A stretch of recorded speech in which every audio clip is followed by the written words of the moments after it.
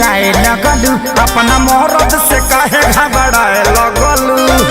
ए जा बोला ना कुछ कहबो न कहनी डेराए लगलू अपना मरद से काहे घबराए लगलू। देलू दिया बुताई काहे पगलू अनहरिया। सुनो दहरात उठे दादा कोमल के भितरिया दहरात उठे दादा कोमल के भितरिया। दवाई लिया निका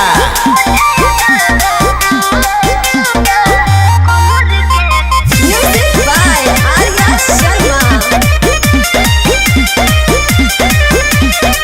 अब नहीं पिया कब तोरा बात में दिल सिखाए तू तो पहले ही रात में।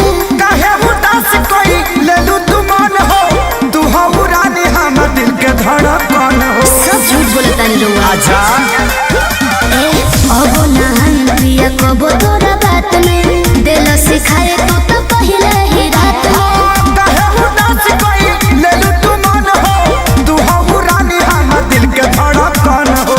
लागलू खूबसूरत सरिया अच्छा। पहनलू जब करिया। दहरात उठे दादा कोमल के भितरिया दहरात उठे दादा कोमल के भितरिया।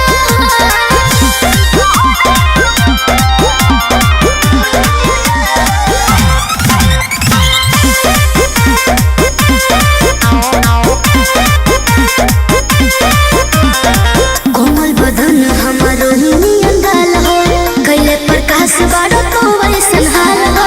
सोनुआ संजय के कहला में आके कोई हम गलती रानी तो के ना जमा के। एहसास हो गई